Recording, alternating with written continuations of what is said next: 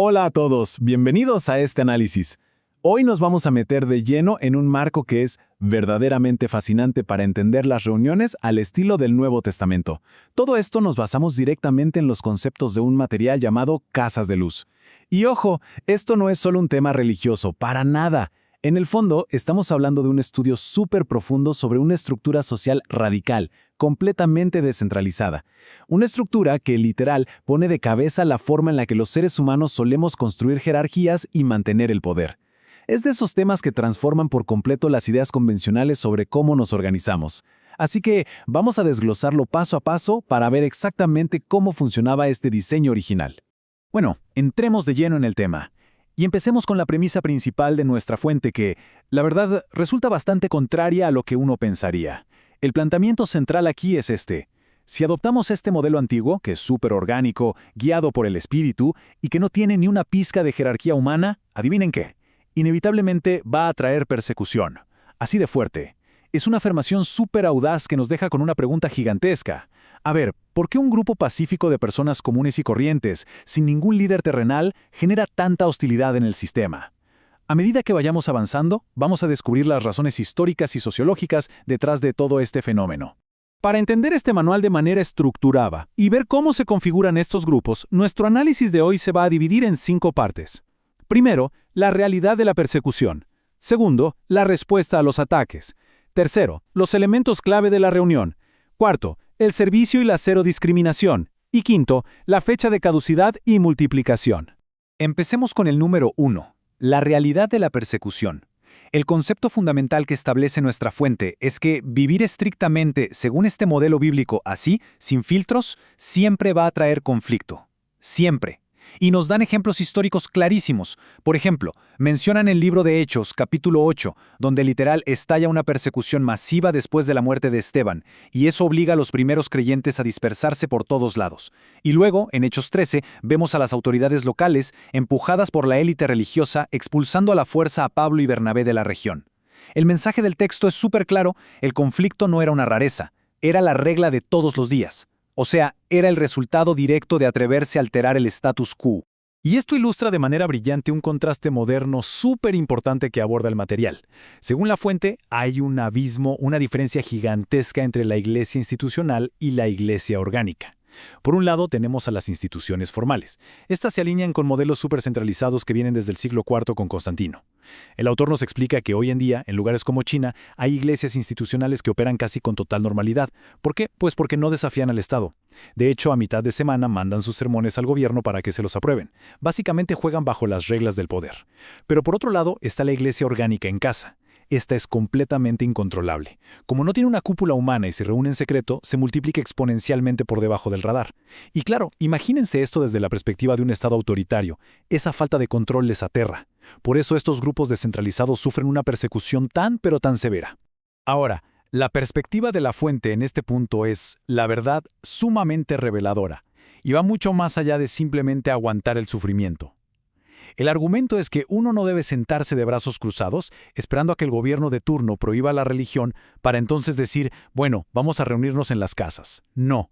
El simple hecho de empezar estas reuniones orgánicas, de descentralizar el poder y darle ese poder a los individuos, esa es exactamente la chispa que va a encender la fricción institucional. En otras palabras, la persecución no es un accidente, es la reacción más natural e inevitable de las estructuras de poder humanas cuando sienten que alguien les está moviendo el tapete de forma silenciosa, pero imparable. Pasamos al número 2, la respuesta a los ataques. Una vez que llega esta inevitable crítica o persecución, porque ojo, la fuente nos advierte que puede venir de los propios vecinos, de los compañeros de trabajo o hasta del gobierno, este marco operativo tiene un protocolo súper específico sobre cómo se debe reaccionar. Entonces el punto crucial aquí es esta instrucción que sinceramente nos deja con la boca abierta. Nunca te defiendas, así como lo escuchan. Este marco prohíbe rotundamente cualquier intento de defenderse ante acusaciones falsas. Si lo pensamos en el contexto de hoy, es una locura, ¿verdad? Sobre todo si lo comparamos con cómo manejamos las crisis de relaciones públicas hoy en día, donde lo normal es sacar un comunicado, demandar por difamación o hacer hasta lo imposible por limpiar nuestra imagen. Bueno, pues este modelo pide exactamente lo contrario. Va totalmente en contra de nuestro instinto humano más básico de supervivencia. Pero bueno, hay una lógica muy profunda detrás de esta regla de cero defensas. Primero, sigue al pie de la letra el ejemplo del silencio de Jesús, quien, como sabemos, no se defendió ni ante el sumo sacerdote, ni ante Herodes, ni ante Pilato. Segundo, es un tema de pura eficiencia. Defenderse quita un montón de tiempo y energía y te desvía por completo de la misión original. Para explicarnos mejor de dónde viene tanta hostilidad, la fuente nos cuenta una historia súper interesante en Éfeso. Ahí, el apóstol Pablo enfrentó una persecución brutal, pero no por temas teológicos, sino económicos. Resulta que la nueva fe estaba haciendo que la gente dejara de comprar estatuillas de la diosa local, y eso le arruinó el negocio a los plateros. Imagínense, se armaron disturbios masivos simplemente porque les tocaron el bolsillo. Sabiendo que los motivos detrás de los ataques suelen ser así de terrenales y destructivos, el modelo exige que la respuesta sea de paz absoluta y enfoque total en la misión. Según el texto, la reputación de los participantes debe depender única y exclusivamente de su identidad espiritual. Lo que opina el mundo simplemente no importa. Y así llegamos al número 3, elementos clave de la reunión. Ya que entendimos cómo está el ambiente afuera con toda esa fricción y hostilidad, metámonos un poco a ver la mecánica interna del modelo. O sea, cuando estas personas cierran la puerta y se reúnen, ¿qué hacen exactamente? Si repasamos nuestra lista visual de elementos, comida, estudio, oración y alabanza, hay un detalle fascinante sobre el papel que juega la comida. Según el material, compartir los alimentos no es algo secundario, para nada. De hecho, la comida es la excusa principal y perfecta para poder reunirse. Es como esa antigua y sencillísima costumbre en Palestina de sentarse juntos a mojar un poco de pan. Pero, atención aquí, el marco nos lanza una advertencia gigante. Este momento es puramente para crear comunión. Jamás, bajo ninguna circunstancia, debe convertirse en una carga financiera para el anfitrión que prestó su casa. Y mucho menos debe convertirse en un festín de glotonería, que según nos cuenta la fuente, fue un error tremendo que trajo un caos total en la antigua iglesia de Corinto. Se trata de compartir, sí, pero con un propósito claro. Ahora, cuando hablamos de estudio en este contexto orgánico, la definición es súper específica. No se trata de abrir un libro en cualquier página y leer historias sueltas. No, se trata de la práctica estricta de interpretar absolutamente todo el Antiguo Testamento usando un lente muy particular: la vida, el ministerio y la resurrección de Cristo. La fuente nos da una imagen mental buenísima al recordar la historia del camino de Emaús. Ahí vemos a Jesús caminando con un par de seguidores que estaban súper frustrados y él se toma el tiempo de reinterpretarles siglos y siglos de escrituras para mostrarles que en realidad todo apuntaba a ese momento exacto en la historia. Otro ejemplo buenísimo es cuando el apóstol Pablo dice que la roca física que dio agua en el desierto era literalmente Cristo. Es básicamente releer toda la historia antigua a través de este nuevo y revolucionario filtro. Pasamos al número 4, servicio y cero discriminación. Aquí vamos a ver la ética o las reglas del juego sobre cómo interactúa el grupo con los que asisten y con la comunidad en general. Y bueno, el principio ético en este punto es clarísimo, no hay zonas grises. El texto nos plantea un argumento súper lógico desde su propia visión del mundo.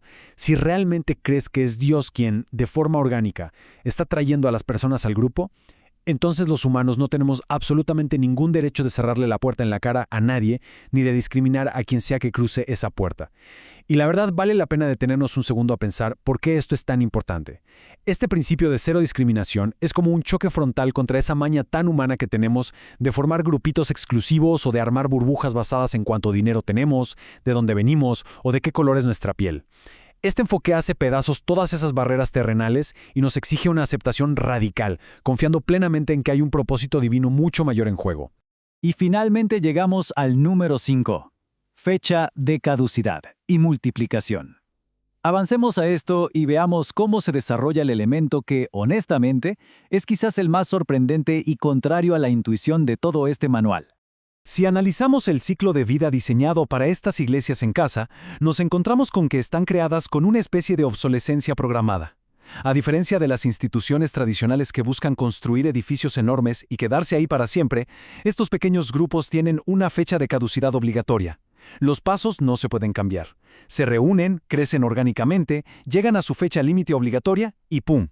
Tienen que disolverse para separarse y formar grupos totalmente nuevos e independientes. Para que nos hagamos una idea, es casi como ver la división celular en un ecosistema biológico.